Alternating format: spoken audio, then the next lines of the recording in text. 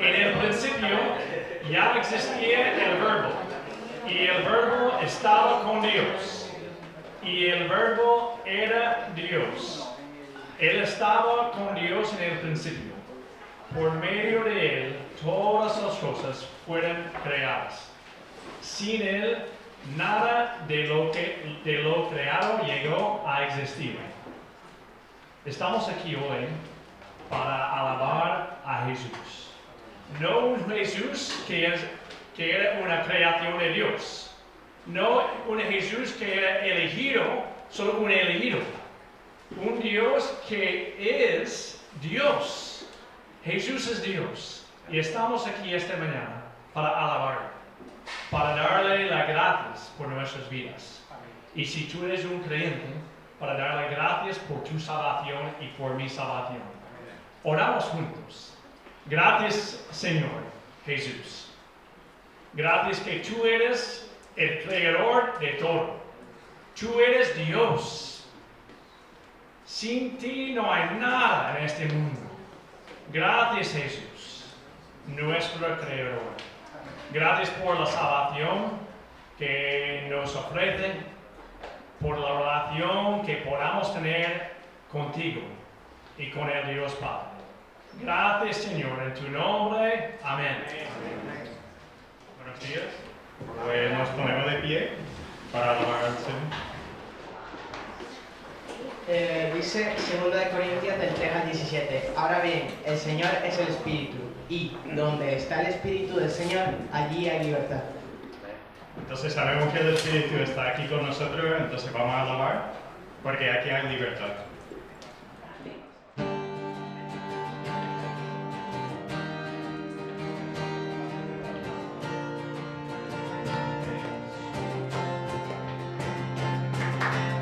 Hoy puedo danzar con libertad.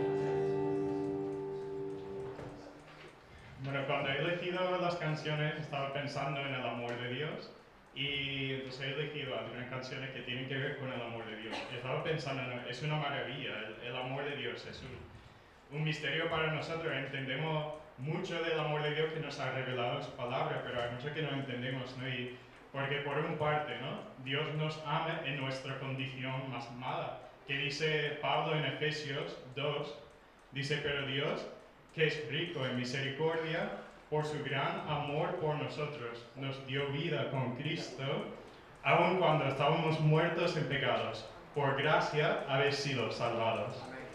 Y entonces Pablo puede decir eso, pero en la misma carta, ¿no? a los Efesios puede decir también, por tanto, imitar a Dios como hijos muy amados y llevar una vida de amor, así como Cristo nos amó y se entregó por nosotros como ofrenda y sacrificio fragante para Dios.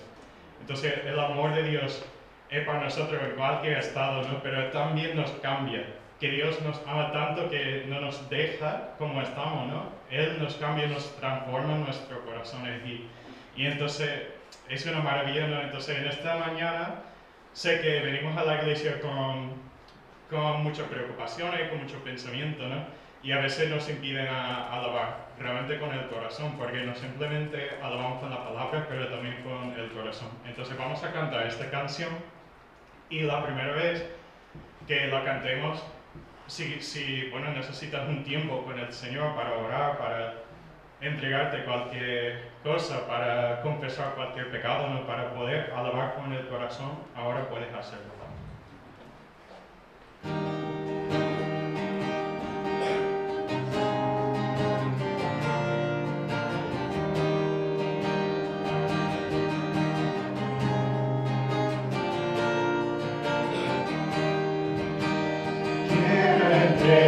Entregarte mis sueños,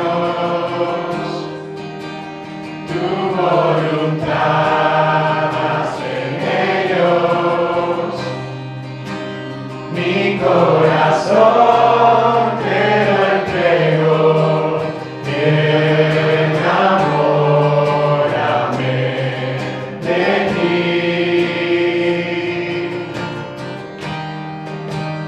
Quiero aprender a escucharte, quiero saber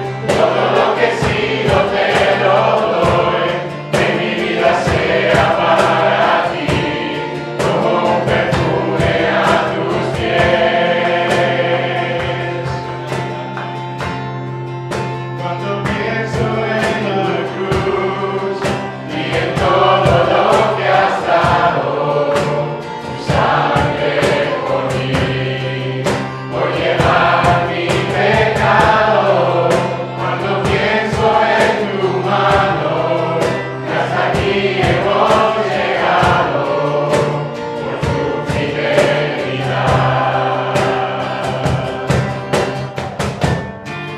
No me quiero conformar, he probado y quiero más. No me quiero conformar.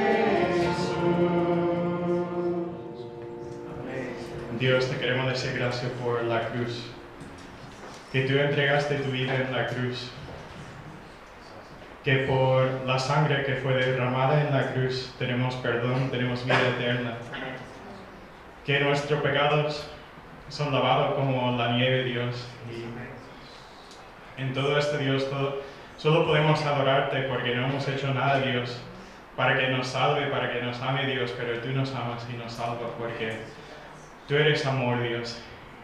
Entonces, gracias por tu Hijo que murió en la cruz por nosotros, Dios. En el nombre de Jesús. A todos los que hoy están con nosotros, los que sois ya de la casa y los que están viniendo. Tenemos a Seba, que hacía tiempo que no le veíamos por acá, así que bienvenido. También a Antonio y María en su segundo domingo. Ellos vienen de la República de Jaén. Últimamente hemos tenido muchos inmigrantes de Jaén aquí. Pero qué bendición tenerlos aquí con nosotros. También tenemos la familia que se está quedando en la casa de Marga y de Santiago, que está aquí con nosotros. Así que, ¿cómo es que se llama Marga? Lesia. Dile que bienvenida. No, si alguien sabe ucraniano, ayúdame. ¿Vale? Pues bienvenida. Y también alguien más está de nuevo aquí con nosotros. Somos todos los demás ya de la casa, ¿no? Bueno, pues vamos a orar por la palabra de Dios. Hoy tenemos con nosotros a San Pablo, qué lujo, ¿no? Este San Pablo no tiene pelo, ni en la lengua ni en la cabeza, pero es una bendición. Hoy tenemos a Pablo que va a compartir con nosotros, no es tan santo como esperamos, va a compartir con nosotros la palabra de Dios. Y todo este mes estamos teniendo diferentes hermanos de nuestra iglesia que tienen algún tipo de responsabilidad o ministerio en la iglesia. Le hemos invitado a que compartan la palabra con nosotros. Así que es un privilegio. Vamos a hablar por él. Padre, te damos muchísimas gracias por la vida de Pablo. Gracias, Señor, por el ministerio que él y Clary tienen, Señor, con los mayores de la iglesia y con todos los mayores con los que están atendiendo. Pero hoy deseamos, Espíritu de Dios, que tú puedas hablar a través de su vida. Amén. Que puedas tener una palabra, Señor, dirigida por ti a nuestros corazones. Amén. Queremos escuchar tu voz, queremos escuchar tus bienaventuranzas. Amén. En el nombre de Jesús. Amén. Bueno, es todo un privilegio que el Señor me haya permitido y nos permita poder estar aquí en esta mañana reunidos, ¿verdad? Para poder adorarle y poder escuchar de su palabra. Es un privilegio también que nuestros hermanos más jóvenes nos hayan traído la alabanza y que nos hayan hablado del amor de Dios y de enamorarnos del Señor, de enamorarnos de Él. Pero sin duda alguna el fruto de ese amor somos cada uno de nosotros, de los que estamos aquí. Y además es todo un reto que el Señor tiene para nosotros, lo que en esta mañana vamos a ver y vamos a hablar. Porque su amor trae o debería de traer a nosotros felicidad. Felicidad. Así que en esta mañana vamos a tener un texto, vamos a leer un texto, aunque ahí en pantalla veis parte de él, porque ha habido algunos fallos técnicos, pero comenzaremos de todos los modos. Os voy a pedir que vayamos a la Escritura, a Mateo, capítulo 5, y vamos a leer a partir del versículo 3.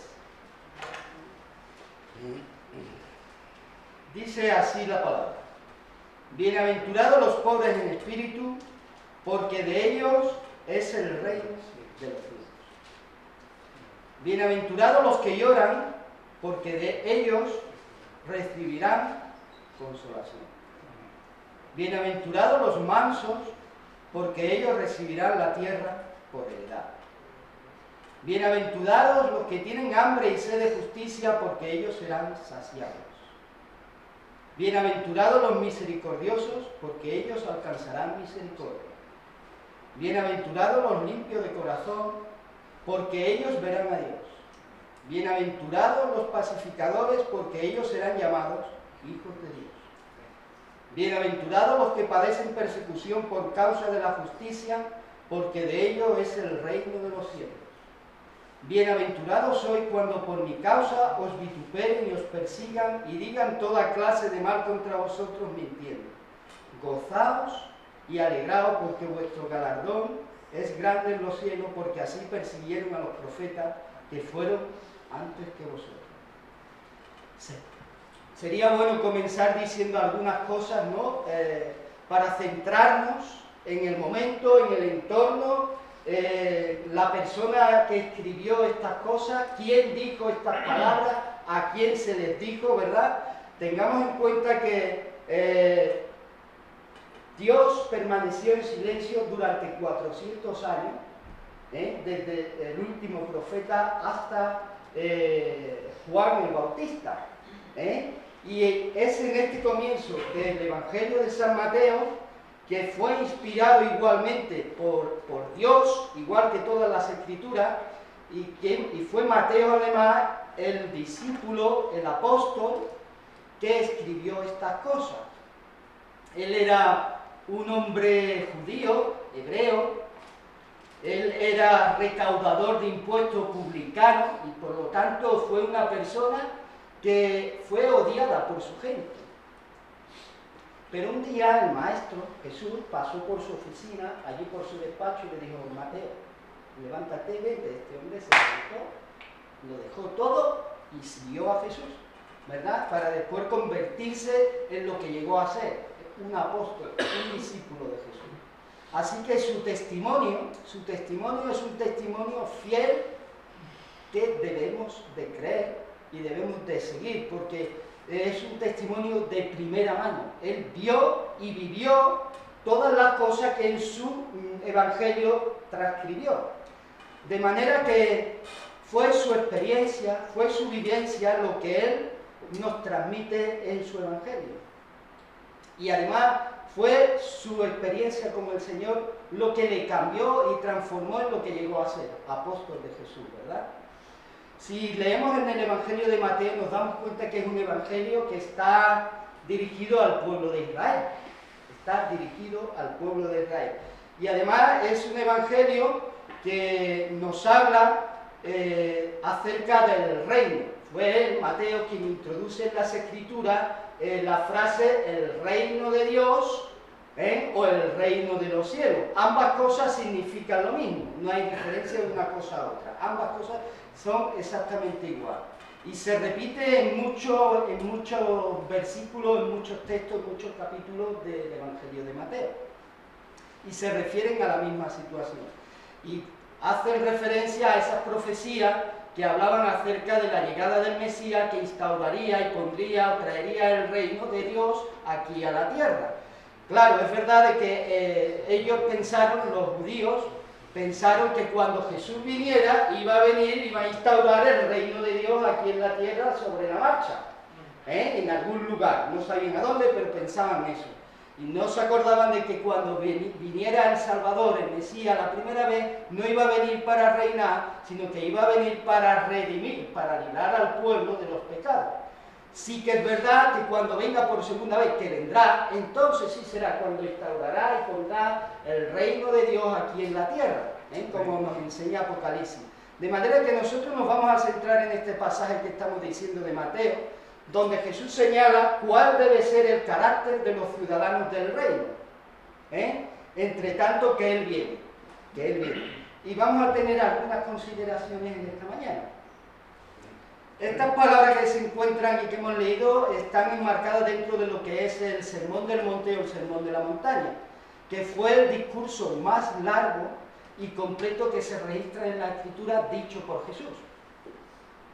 En los dos primeros versículos, que no hemos leído, pero que sí vamos a leer ahora, dice: viendo la multitud, subió al monte, y sentándose vinieron a él sus discípulos, y abriendo su boca les enseñaba diciendo. ¿Qué es lo que vamos a ver aquí? Pues vamos a ver cómo el Señor... Esto no funciona. No. Ahora, vamos a ver quién es el que habla.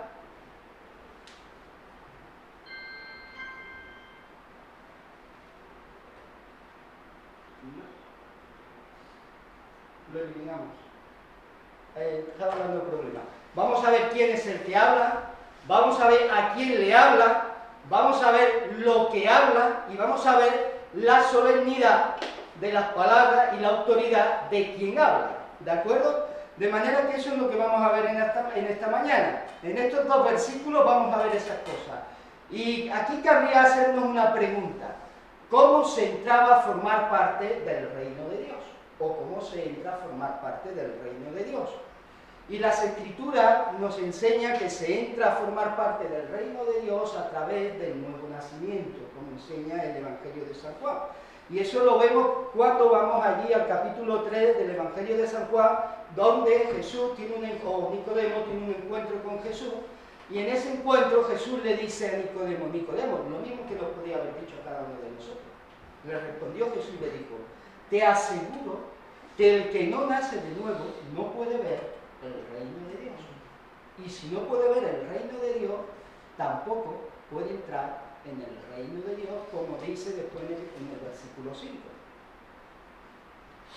De todo este asunto de las Escrituras que vemos acerca del reino de Dios, descubrimos que Dios envió a su Hijo, en primer lugar, para traer el reino a su pueblo, pero como su pueblo le rechazó, su pueblo no quería saber nada de él, también le abrió las puertas del reino a la iglesia. También le abrió las puertas del reino a la iglesia. De manera que en este texto que estamos viendo, el Señor nos muestra cuál debería ser el carácter que deberían tener los ciudadanos, ¿verdad?, del reino. Y si este texto o Dios trajo y abrió las puertas del reino a la iglesia, significa que este texto, estas palabras también están dirigidas para ti y también están dirigidas para mí. No es solo para cuando venga el reino de Dios en un futuro, como dice el Apocalipsis, es para ahora, es actual, es para cada uno de nosotros. ¿Quién es el que habla? La persona que habla hemos visto que es Jesús. Es el mismo Señor, el príncipe de los predicadores. Los profetas y Juan el Bautista cumplieron muy bien con su cometido, porque predicaron los profetas acerca del Mesías que iba a venir. Pero cuando vino Jesús, Juan el Bautista ya no predicaba que iba a venir, predicaba que ya estaba aquí, que ya había llegado, ya estaba aquí el Mesías. Y cuando Jesús comenzó su ministerio en Galilea, pues sus palabras fueron precisamente las mismas que las de Juan el Bautista. Arrepentíos, porque el reino de los cielos se ha acercado. La palabra, el verbo eterno, había llegado y estaba ya en nosotros. Es esa palabra, es ese verbo eterno, es Jesús, a través del cual y por el cual, como dice Hebreo, Dios nos ha hablado hoy. Y Dios nos habla hoy igualmente. Así que este sermón del reino también está dirigido para cada uno de nosotros. El lugar en el que se produce este mensaje, esta predicación de Jesús, es la montaña, una montaña de Galilea. Quien no tenía un lugar para recostar su cabeza, tampoco tenía un púlpito. Mejor que una montaña, ¿verdad?, para poder hablar a la gente que estaba allí reunida, a la multitud que se habían reunido alrededor de él para escucharlo. Hay muchas similitudes y muchas diferencias, o algunas similitudes y algunas diferencias en cuanto a este momento de Jesús de la predicación del Sermón del Monte, y allí es cuando vamos al Éxodo 19, cuando Dios le habla al pueblo y le entrega también la ley al pueblo. Hay similitudes, porque allí cuando Dios habló al pueblo, resulta de que Dios le habló en un monte, en el monte Sinaí. Aquí resulta de que Jesús daba su predicación también sobre una montaña. Cuando Dios dio la ley allí en el Sinaí, resulta de que Dios descendió sobre el monte. Aquí, cuando Jesús habla, dice que subió al monte. No descendió como Dios, descendió, sino que aquí subió. En el Sinaí, cuando habló Dios, habló por medio de truenos y relámpagos. Aquí, en el Sermón del Monte, Jesús abrió su boca hablando, diciendo y no gritando. Allí se le ordenó al pueblo que no se acercara ni siquiera al monte, que se alejara. Aquí se invitó al pueblo y a la gente que se acercara a Jesús. Allí se promulgó la ley que iba directamente sobre los efectos del pecado. Y aquí, en el Sermón del Monte, Cristo atacó directamente lo que es la raíz del pecado. Lo que era y es la raíz del pecado. ¿A quiénes le hablaba Jesús? Los oyentes. Hemos dicho que estaba dirigida, como hemos leído al principio, que estaba dirigida a los discípulos y a las multitudes, pero también estaba dirigida por extensión, como hemos dicho, a todos los ciudadanos del reino, a todo lo largo de la historia, pasado, presente y futuro, para todo el mundo, para todos nosotros. La autoridad y la solemnidad del sermón. También hemos hablado algo acerca de esto. Y esto se ve en la persona de Jesús, que era el príncipe, como hemos dicho, y es el príncipe de los predicadores, es el verbo encarnado, ¿verdad? Pues ahora, en esta ocasión, en este texto, pues resulta de que también vemos que es el maestro. También vemos que es el maestro, y lo vemos porque cuando Mateo se escribe aquí, usa una palabra que dice, y sentándose, ¿verdad? Como hemos leído antes, y sentándose les hablaba, abrió su boca y les hablaba.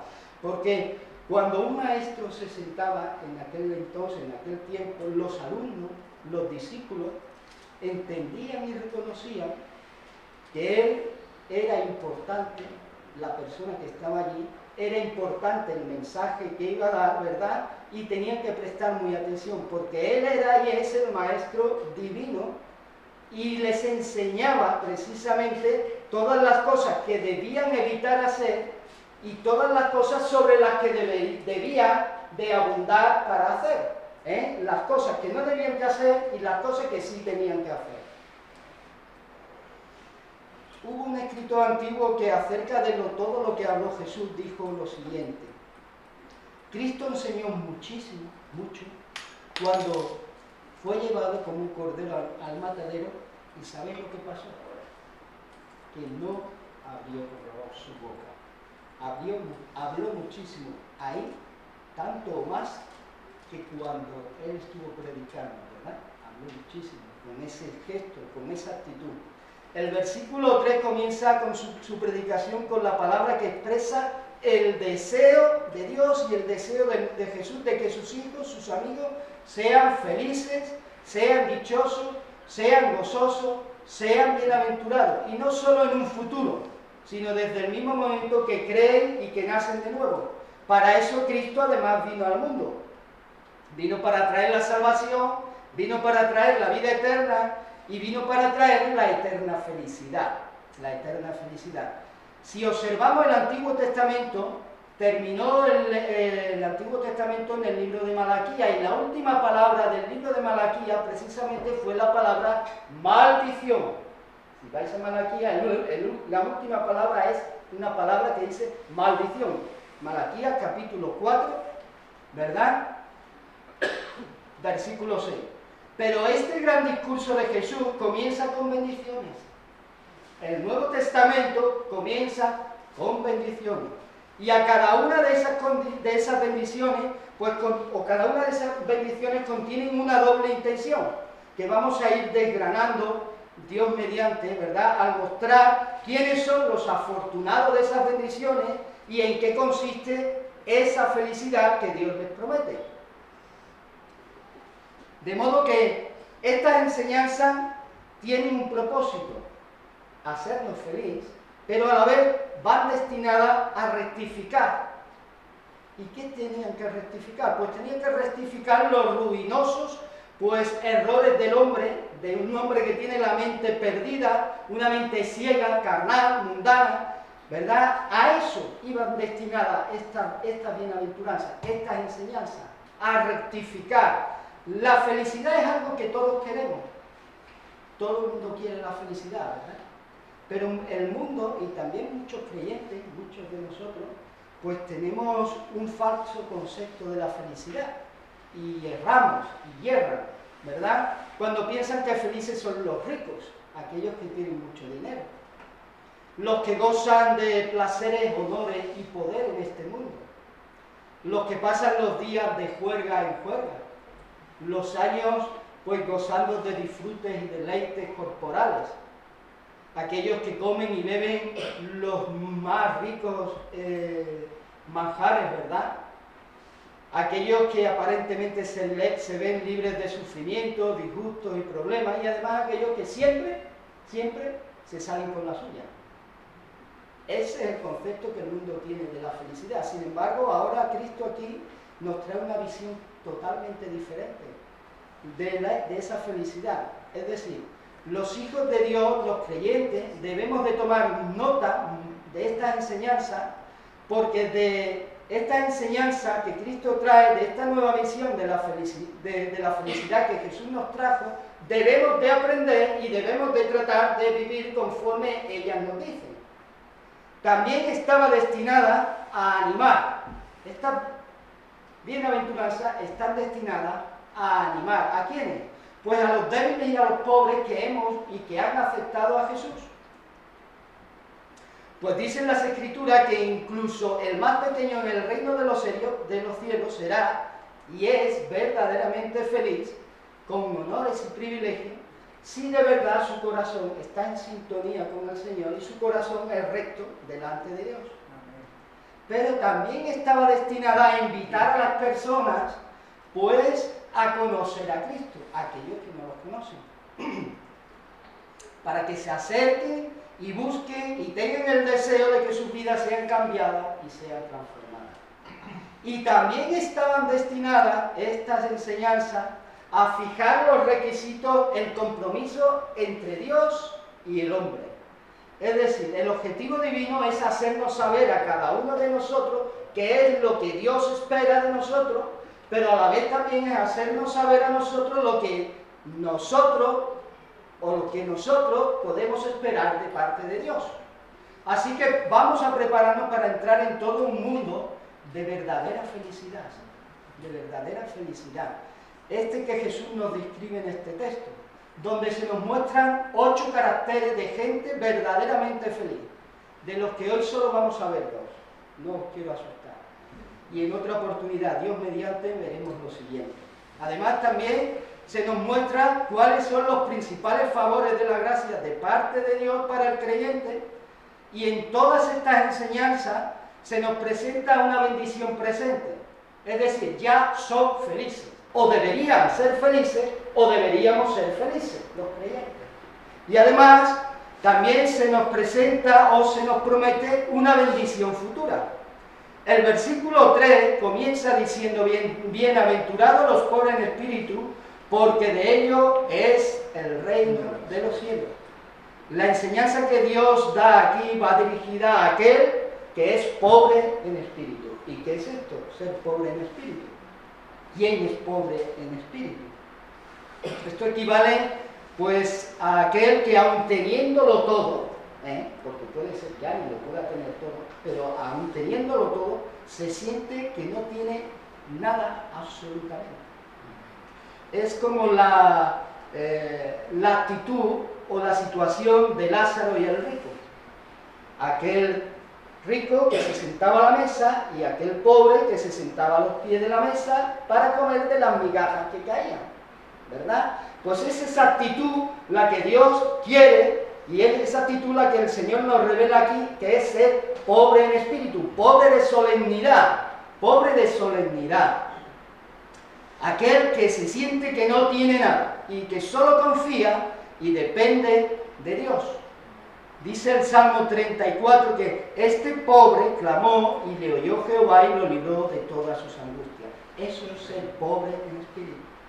Pero también es ser pobre en espíritu el que pone su corazón o el que no pone su corazón en las riquezas de este mundo, pues en las cosas temporales, ¿verdad? Y además se contenta y vive satisfecho, como decía Pablo, en la abundancia y en la escasez.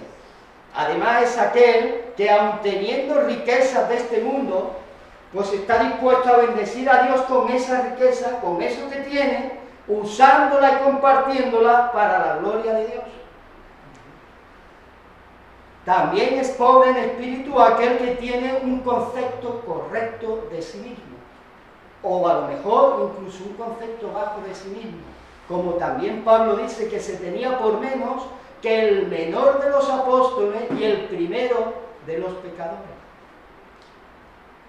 Y también es pobre en espíritu aquel que no confía en sí mismo, ¿verdad? Aquel que no tiene confianza en sus propias fuerzas, en su propia justicia, ¿verdad? Sino que reconoce y depende solo de los méritos de Cristo, allí en la cruz del Calvario y en el poder del Espíritu Santo que lo transforma y lo cambia.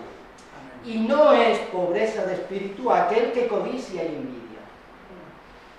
No es pobreza en espíritu aquel que codicia y envidia precisamente a aquellos que disfrutan y tienen de todo.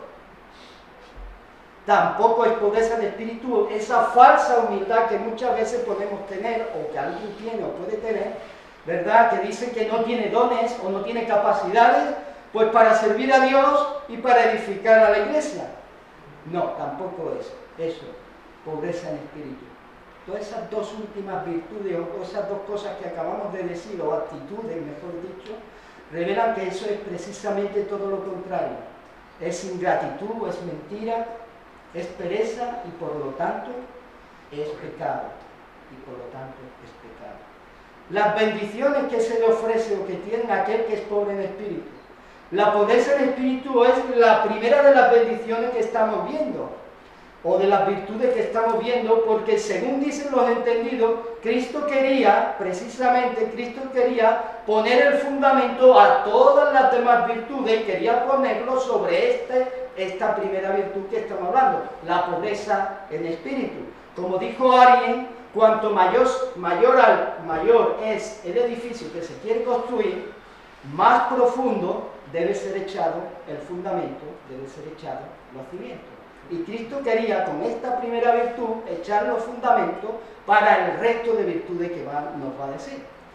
Los pobres en espíritu dicen que ya son felices en este mundo porque Dios siempre cuida de ellos y nunca les falta de nada. Y siempre tendrán ese descanso completo que el Señor les promete, físico, mental y espiritualmente. Se dice de ellos también que de ellos es el reino de los cielos. Notar aquí que el disfrute, ahora ya disfrutan del reino de la gracia, ¿verdad? Ya disfrutamos los creyentes del reino de la gracia. Pero después dice que les está preparado el reino de la gloria, según dice Pedro en Primera de Pedro, ¿verdad? De manera que la felicidad plena les está reservada y nos está reservada allí en los cielos, ¿verdad? Cuando el Señor nos reciba y partamos de este mundo. El versículo 4 nos habla, dice, bienaventurados los que lloran porque ellos recibirán consolación. Nos encontramos aquí con otra bendición un tanto extraña, tanto más como la anterior, porque es algo contradictorio, ¿verdad? Felices los que lloran. Felices los que lloran. Cuando en la mayoría de los casos las lágrimas vienen o brotan cuando hay sufrimiento, cuando hay dolor, cuando hay pena. Lo normal es que sean felices los que están alegres, ¿no? Eso sería lo lógico. Felices los que están alegres.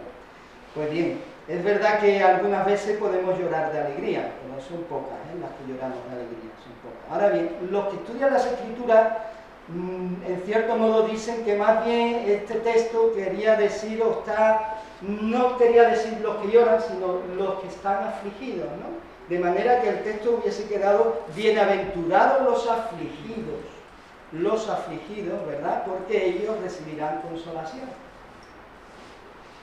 Entendiendo como afligido la persona que se muestra abatida, se muestra triste por alguna causa. Y todos sabemos que muchas veces somos afligidos, ¿verdad? Tenemos tristeza en este mundo porque sufrimos presiones, situaciones difíciles que producen en nosotros precisamente esa aflicción y esa tristeza. Pero esa tristeza que viene del mundo es una tristeza que produce muerte.